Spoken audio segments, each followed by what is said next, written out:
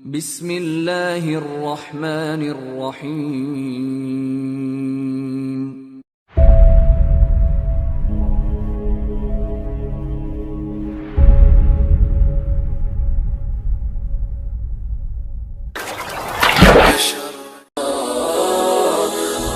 اللہ وبرکاتہ. ابھی ہم صبح سویرے یہاں پہ جو ہے کشمیر یونیورسٹی میں گاندھی بھون جو یہاں پہ کانفرنس ہال ہے وہاں پہ ہم جو ہے پیس ایجوکیشن کے ٹاپک سے ریلیٹڈ شریک ہوئے تھے اور یہ کانفرنس کافی ثمرہ ثابت ہو رہی ہے. اس میں بہت ساری ٹاپکس اور بہت سارے ایشوز پہ بات ہو رہی تھی بچوں کے حوالے سے اسکولز اور ایجوکیشن کے حوالے سے. اب یہاں سے جو ہے ہم رخ کر رہے ہیں پروفیسر مظفر ندوی صاحب کے یہاں جن کی طبیعت ابھی کچھ روز پہلے خراب ہوئی تھی یعنی کہ ان کو ایک مائنر سا ہارٹ اٹیک آیا تھا تو کل رات پتہ چلا تھا. اب یہاں سے علاج کر رہے ہیں ان کے گھر جائیں گے انشاءاللہ ان کی خوشی کریں گے ان کی خیریت پوچھیں گے انشاءاللہ. اللہ تعالیٰ ان کو شفاء کامل عاجل دے. وہ ہماری اس ملت کا ہماری کشمیر کا سرمایہ ہے. عربی زبان کے حوالے سے عربی ادب کے حوالے سے ان کا زبردست کنٹریبیوشن ہے. رب کائنات سے دعا گو ہوں کہ رب کائنات ان کو صحیح سلامت اور صحت و عافیت کے ساتھ جو ہے ہم پر ان کا سایہ تعداد قائم رکھے. چلیے وہاں ان کی گھر پہنچ کر انشاءاللہ مزید بات ہوتی ہے اور آپ کے ساتھ شیئر کریں گے. تو میں ابھی مظفر ندوی سر کے گھر پہ ہوں اور جو ہے یہ مجلۃ تلمیذ ہے اور میں ابھی ان کو یہ بھیج دے رہی ہوں.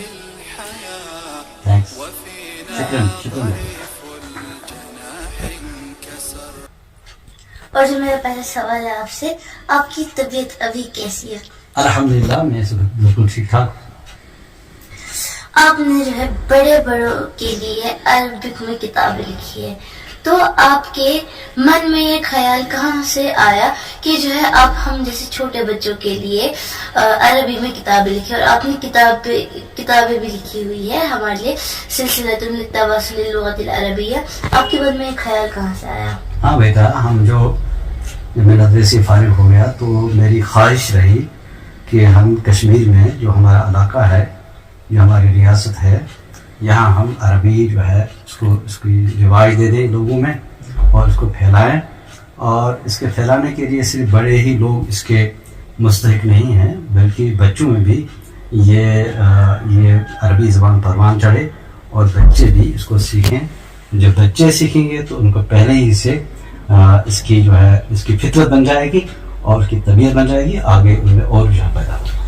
عربی زبان کے حوالے سے آپ کا بہت بڑا کنٹریبیوشن ہے کشمیر میں اور آپ جو یہ عربی بول رہے ہو اور آپ نے جو ہمارے لیے کتابیں لکھی ہے اور آپ کیا سوچ رہے ہو کشمیر میں عربی کے حوالے سے فیوچر کیا ہوگا کشمیر کا؟ بہت اچھا فیوچر ہے الحمدللہ. ہم جب آئے ندوے سے فارغ ہو کر 1988 میں یہاں کچھ بھی نہیں تھی عربی کے حوالے سے. قرآن کو لوگ جو ہے لفافوں میں رکھ کر اور غلافوں میں رکھ کر اس کو چومتے تھے اور یہ سمجھتے کہ قرآن ایک مقدس کتاب ہے, اس کو صرف چومنا ہے اور اس پر ذرا تھوڑا سا مس کرنا ہے پھر منہ پر پھیر لینا ہے. تو ہماری برکت ہی انہوں نے کتاب رکھی تھی. پھر ہم نے یہ شعور پیدا کیا لوگوں میں مساجد میں جا کر اور نادر عربی ہماری چلتی تھی اس کے ذریعے سے ہم لوگوں میں یہ شعور پیدا کیا کہ عربی زبان جیسے عام زبانیں ہیں ویسے یہ بھی مقدس زبان ہے, قرآن کی زبان ہے. اس کو پڑھا بھی جاتا ہے, اس کو سیکھا بھی جاتا ہے, اس کو سمجھا بھی جاتا ہے, اس کو لکھا بھی جاتا ہے.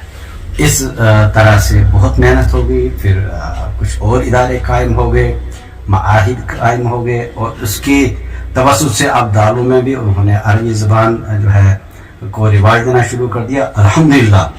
اب ہر جگہ اب دیکھیے آپ کا مجلہ تلمیذ یہ تو پہلے کبھی نہیں تھا. اب اتنا عظیم جو مجلہ جو ہے اب منصے شعور پر آ گیا اور ایک عالمی ایک مجلہ بن گیا. تو اس طرح سے ہمیں لگتا ہے کہ بچے بچیاں چھوٹے بڑے اب عربی زبان پڑھتے ہیں اور آگے اس کا انشاءاللہ رواج ہوگا.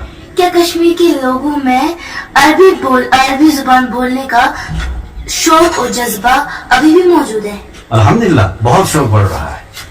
کالج میں, یونیورسٹیز میں, کالج یونیورسٹی سے باہر یہ معاہد ہے, دارالعلوم ہیں چھوٹے بڑے اور عام لوگ بھی. ہاں بچے بھی ہماری زوم کلاس چلتی ہے, دیکھیں کتنے بچے آتے ہیں اس میں ڈوڈا سے ہے, لولاب سے, کہیں اور سے ہیں. بہت شوق پیدا ہو گیا, لوگوں میں شوق پیدا ہو گیا کہ وہ آگے بڑھیں اس میں. ہم جیسے طلبا جو عربی بولنا چاہتے ہیں, جو عربی لکھنا چاہتے ہیں اور عرب کے لوگوں کی طرح ان کا پروننسیشن ہونا چاہیے, وہ اس کے لیے کیا کرے, کیا کر سکتے ہیں؟ بالکل صحیح بات. جو ہماری کتابیں لکھی گئی ہیں صرف بچوں کے لیے, ہمارے آپ کے والد صاحب ڈاکٹر میرا الدین صاحب جانتے ہیں کہ عربی بچوں کے لیے کتابیں لکھی گئی ہیں, اور قصص العرب ہے مثلا ایک کتاب ہے. بچے جب ان کو پڑھتے ہیں تو ان میں ایک شوق پیدا ہو جاتا ہے. جب وہ بار بار پڑھیں گے, زیادہ پڑھنے سے ان کی زبان جو ہے یہ پھسل جائے گی, ان کی زبان میں پھسلن آ جائے گی, ان کی زبان جو ہے وہ اچھی بن جائے گی, تو خود بخود وہ چیزیں آ جاتی ہیں. زیادہ پڑھنے سے ایسا ہوتا ہے, کم پڑھنے سے نہیں, زیادہ پڑھنے سے. میرے پاپا ڈاکٹر مہراج ندوی, انہوں نے بھی ندوے میں پڑھا ہے اور آپ نے بھی ندوے میں پڑھا ہے. اب آپ مجھے کچھ ندوے کے بارے میں بتا سکتے تفصیل سے؟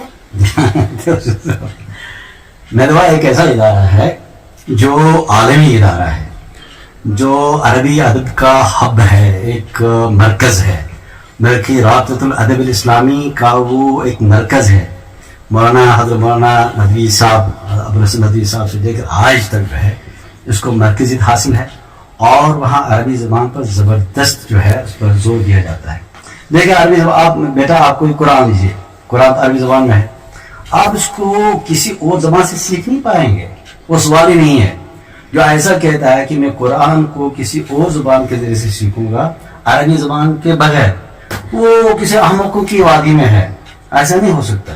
حدیث جس زبان میں ہے اس کو اسی زبان, وہ زبان معلوم ہونی چاہیے. اور یہ ندوے کا یہ کمال ہے الحمدللہ, اور اس کا یہ جمال بھی ہے کہ اس نے یہ علم اٹھایا ہے کہ ہم عربی زبان کی ترویج کریں. یہ آپ کو کی مل جائے گی, چابی مل جائے گی, پھر چابی سے آپ ہر ایک تالا کھول سکتے ہیں. تو یہ ندوے کی خاصیت یہ نہیں ہے کہ اس میں وہاں تفسیر نہیں ہے, تفسیر کا بھی کام ہوتا ہے, اور حدیث پر بھی کام ہوتا ہے, فقہ پر بھی کام. ابھی بڑی ایک کانفرنس ہو گئی فقہ پر, وہاں کتنے لوگ آئے تھے. وہ تمام چیز ہوتے ہیں. اس کے ساتھ ساتھ عربی جو زندہ عربی زبان ہے اس پر وہاں زبردست کام ہوتا ہے, اور کیونکہ یہ کی ہے ہر ایک چیز. اور آپ جانتے ہیں دائیں بائیں جو لوگ اس کے بغیر کام کرتے ہیں وہ بھٹک جاتے ہیں. جب تک عربی زبان نہ ہو تب تک کچھ نہیں ہو سکتا ہے, تو عربی علوم نہیں آ سکتے اچھی طرح سے. اور اب آخری سوال آپ سے, یہ جو جرنل, یہ جو مجلہ مجلۃ التلمیذ ہے, یہ کتنا کامیاب ہے, اور اس کو آگے کامیابی چومنے کے لیے کیا کیا کرنا پڑے گا؟ مجلۃ التلمیذ کے بارے میں آپ کے والد صاحب ڈاکٹر مہراج ندوی زیادہ مجھ سے جانتے ہیں. یہ سوال مجھ سے کرنا چاہیے کہ الحمدللہ دیکھیں تمام عربی میں جاتا ہے, اور وہاں سے کبھی میں نے آج تک نہیں دیکھا ہے جو ہندوستان میں جو بڑے بڑے مجلہ کرتے ہیں, ایون الباس الاسلامی ہے یا ادائی ہے یا اداوا ہے, ان کے اتنی پذیرائی ان کی بھی آج تک دی نہیں ہوگی جتنی مجلۃ التلمیذ کی ہے. کیونکہ اس کے پیچھے ایسی شخصیت ہے جو رواں دوا ہے, جو رات دن کام کرتا ہے, اور اس کی وجہ سے اس مجلۃ التلمیذ نے عالم عربی میں اپنا ڈنکا بچایا ہے, اور وہاں اس کی تشہیر ہو گئی. اس کے ساتھ یہاں کے لوگوں کی بھی تشہیر ہوگی, اور اس میں ایسے ایسے جو مضامین ہیں آتے ہیں جو بالکل انوکھے قسم کے ہوتے ہیں, ادبی ہوتے ہیں, علمی ہوتے ہیں. اور یہ مضامین اس میں جب اس میں لکھنے والے اچھے ہوں گے اور ایسا ہو جائے گا, اور اس میں اور محنت کی ضرورت ہے, اور یہی چیز اس کے جو ہے, اور اس میں مسلسل محنت کیجیے. جیسے کہ ہم سب کو معلوم ہے کہ مجلۃ التلمیذ ایک انٹرنیشنل جرنل ہے, انٹرنیشنل ریسرچ جرنل ہے. یہ آگے چل کر اور جو ہے ترقی کر رہا ہے دن بدن, اور اب جو اس کے chief editor doctor Mehraj Nadvi, انہوں نے بھی اس میں محنت کی ہے. کیا اب آپ ان کے بارے میں کیا بولنا چاہیں گے؟ یہ میرا صاحب کی محنت ہے کہ انہوں نے اتنا کام کیا. یہ کشمیر کی تاریخ میں پہلی مرتبہ ایسا ہوا. دیکھیے یہ ہے ایک فرد واحد, اور اس مجلے کے الگ سے اس کے لیے فنڈز ہوتے ہیں, اور فنڈز گورنمنٹ دیتی ہے. اس کا کوئی فنڈ نہیں ہے, اور فنڈ کے بغیر ہی یہ کیسے کرتے ہیں یہ مجھے معلوم نہیں ہے. کہاں سے کرتے ہیں کیا کرتے ہیں، یہ ان کی انتر محنت ہے، یہ ان کا خلوص ہے، یہ ان کا جو ہے یہ خلوص بھی ہے، ان کی قابلیت ہے، ان کی اہلیت ہے کہ اس بڑے مجلہ کو وہ ہر مہینے جو ہے منت سے شروع بناتے ہیں انشاءاللہ، اور آگے بڑھے گا، اور ان کی محنت جو ہے انشاءاللہ اور جو ہے فروٹس لائے گی، اور وہ اپنا جو ہے نتائج لائے گی انشاءاللہ۔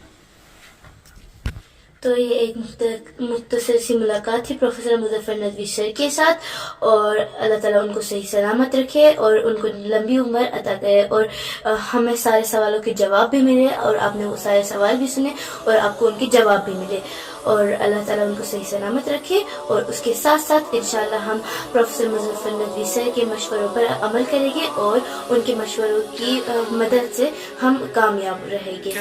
مع السلام علیکم۔